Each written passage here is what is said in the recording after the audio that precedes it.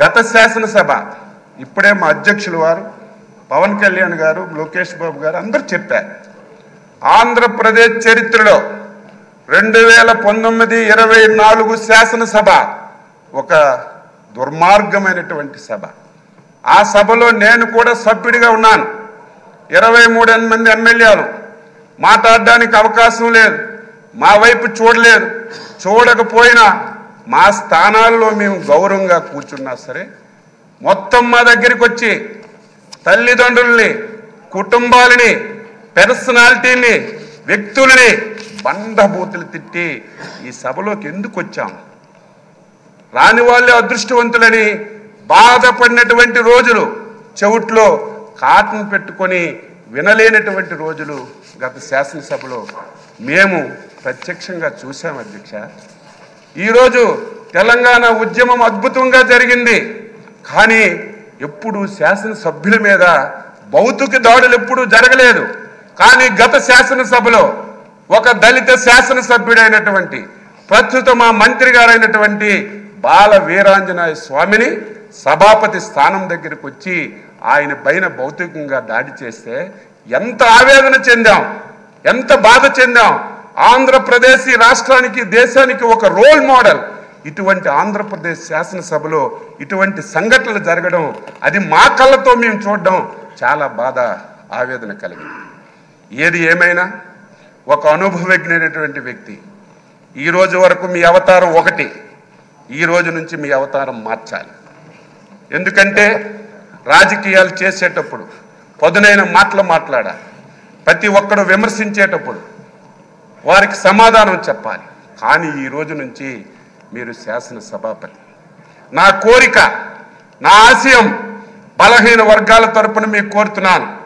ఈ సభ 2024-29 శాసనసభ మా బలహీన వర్గాలకు చెందినటువంటి చింతకాయల అయ్యన్న పాత్ర గారి నాయకత్వంలో ఒక దేశానికి ఒక రోల్ మోడల్గా ఈ సభ ఉండాలి. ఇది ప్రతి ఒక్కరూ చెప్పుకునే విధంగా మనందరం కూడా ప్రవర్తించాలి. దాదాపుగా 78 మంది, నాకు సరిగా ఇంక తెలియదు, మొదటిసారి శాసనసభ్యులుగా 88 మంది. కొంతమంది ఒకసారి 2 సార్లు అయ్యారు. నేను కూడా 6 సార్లు శాసనసభగా ఎన్నికయ్యే అవకాశం మా నాయకులు శ్రీ నారా చంద్రబాబు నాయుడు గారు ఇచ్చారు. ఆయన ఎప్పుడైతే ముఖ్యమంత్రిగా బాధ్యతలు స్వీకరించారో అప్పుడే నేను ఎమ్మెల్యే అయ్యాను. నేను కూడా సభ్యులందరికీ కోరుతున్నాను, ఎవరమైనా సరే కొంతమంది వ్యక్తుల పేర్లు ఈ శాసనసభలో వినడానికి వీలు లేదు, పార్టీల పేర్లు ఎక్కర్లేదు. ఎవరు ఏది చెప్పినా స్వచ్ఛంగా మనం సమాధానం ఇద్దాం, రాష్ట్ర ప్రయోజనాల గురించి పనిచేద్దాం. ఈ పార్టీ మీద ఒక అచంచలమైన విశ్వాసంతో, ఎన్డీఏ మీద ఒక అచంచలమైనటువంటి ఒక నమ్మకంతో ఒక మ్యాండేట్ ఇచ్చారు.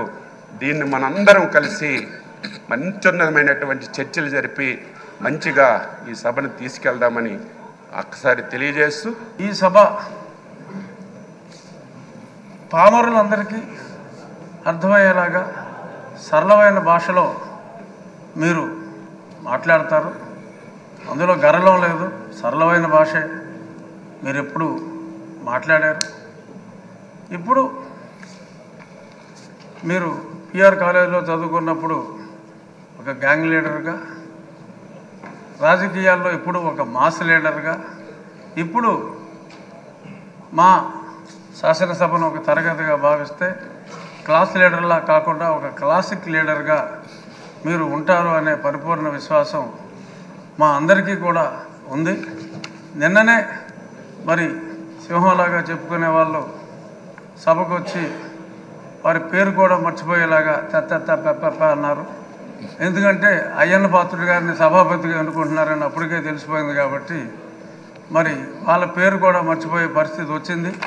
అంచేత వాళ్ళు ఎప్పట్లాగా అలాగే ఆ సీట్లన్నీ ఖాళీగా ఉంటాయేమో, మరి ప్రతిపక్ష పాత్ర పోషించాలి అంటే మరి పాలకపక్షంలోనే అందరికీ కూడా మీరు మాట్లాడే అవకాశం, కేవలం పొగడ్తలకే పరిమితం కాకుండా, మంత్రులకే అవకాశం కాకుండా మాలాంటి శాసనసభ్యులందరికీ కూడా మీరు తప్పకుండా అవకాశం ఇవ్వాలి. సోదరుడు మనోహర్ గారు చెప్పినట్టు మాజీ స్పీకర్ గారు అందరికీ కూడా డిబేట్లో మాట్లాడి ఒక శాసనసభ్యుడికి శాసనసభలో గౌరవం ఉన్నప్పుడే వారి వారి అసెంబ్లీ స్థానాల్లో కూడా వారికి గౌరవం ఉంటుంది. శాసనసభ్యులు అందరి గౌరవం కూడా మీరు కాపాడగలరు అని మనస్ఫూర్తిగా భావిస్తూ మరిన్ని ఉన్నత శిఖరాలు ఒక రాజకీయ నాయకుడిగా, ఒక ప్రజల మనసు దోచుకున్న వ్యక్తిగా మీరు మరింత ఉన్నత శిఖరాలకి ఎదగాలని మిమ్మల్ని మేము ఎప్పుడూ కూడా రాష్ట్ర ప్రజలు కూడా బీసీ నాయకుడిగా చూడలేదు. కొందరు నాయకులు ఇప్పుడు అన్నారు బీసీ నాయకుడు అని, కానీ ప్రజలందరి మన్నన ఉన్న అపరూపమైన నాయకుడు మా అయ్యన్న పాత్రుడు అని చెప్పి ఒక వర్గానికి మిమ్మల్ని పరిమితం కాదు, అందరి నాయకుడు మా అయ్యన్న పాత్రుడు, అందరి పాత్రుడు మా అయ్యన్న పాత్రుడు అని చెప్తూ ఆల్ ద బెస్ట్ సార్. ప్రతిపక్ష హోదాలో ఉన్నవారు, ప్రతిపక్ష హోదా కూడా కాదు, మినిమం మా పార్టీ ఎమ్మెల్యేలు ఇక్కడికి వచ్చి పార్టీ సభ్యుల కింద మిమ్మల్ని కూర్చోబెట్టడం ఒక సంప్రదాయం.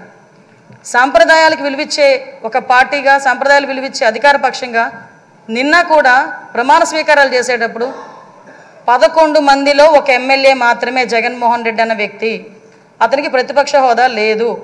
అలాంటి వ్యక్తిని కూడా సీరియల్ ప్రకారమో ఆల్ఫాబెట్ ప్రకారమో పిలవకుండా ఒక గౌరవ మాజీ ముఖ్యమంత్రి అన్న ఒక హోదాలో మనం పిలిపించి మినిస్టర్స్ తర్వాత అతను ప్రమాణ స్వీకారం చేసే అవకాశం ఇచ్చాం.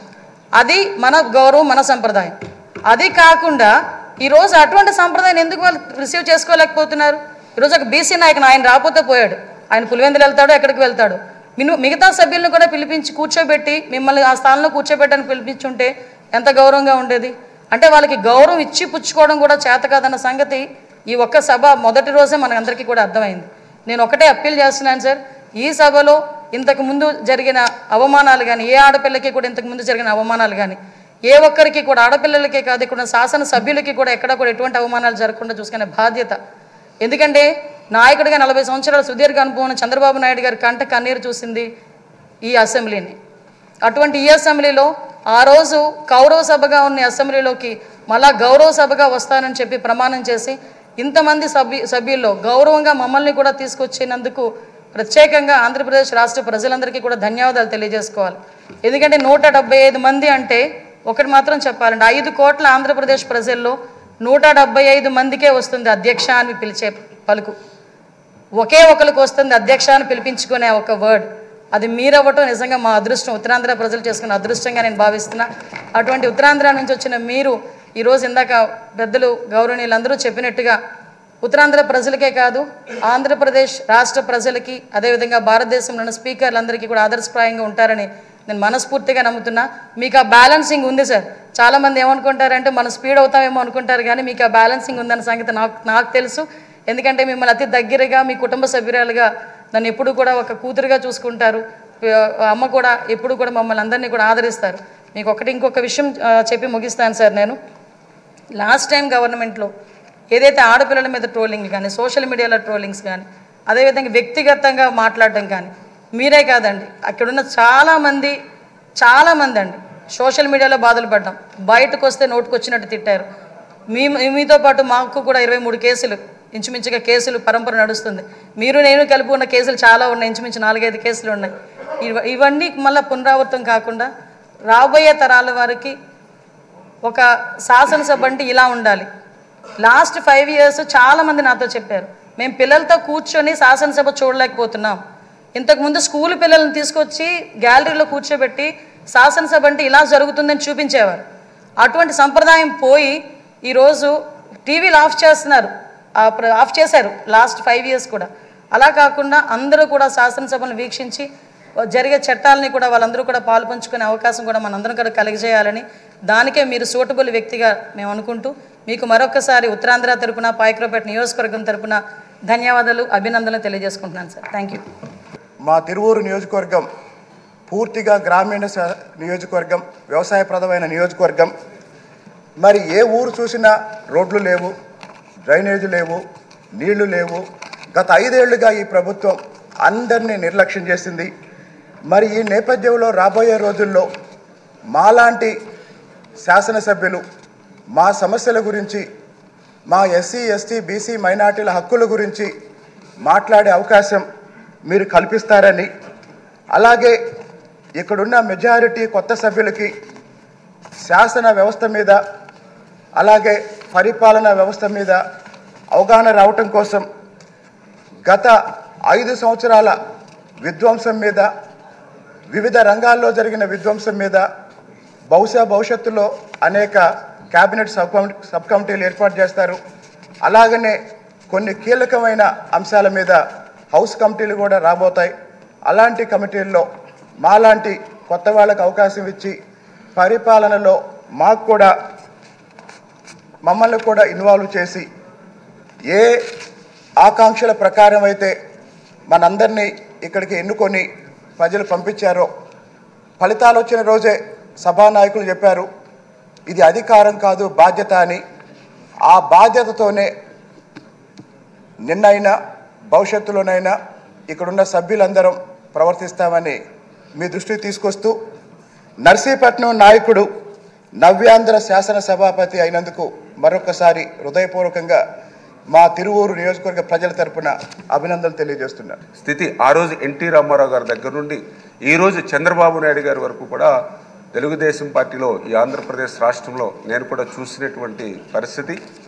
అందుకు ప్రత్యేకించి లాస్ట్ టైం కూడా నేను చూసాం, ఏదైతే 2 పార్టీలు ఏదైతే వైఎస్ఆర్సీపీ తెలుగుదేశం పార్టీ ఉంటే ఆ రోజు కూడా వైఎస్ఆర్సీపీ పార్టీ అంటే ఒక జగన్మోహన్ రెడ్డి, ఒక విజయసాయిరెడ్డి, ఒక సుబ్బారెడ్డి, ఒక సజ్జల రామకృష్ణారెడ్డి, ఒక పెద్దిరెడ్డి రామచంద్రారెడ్డి, ఒక మిథున్ రెడ్డి, వీళ్ళు గుర్తు వచ్చేవారు ప్రజలకి.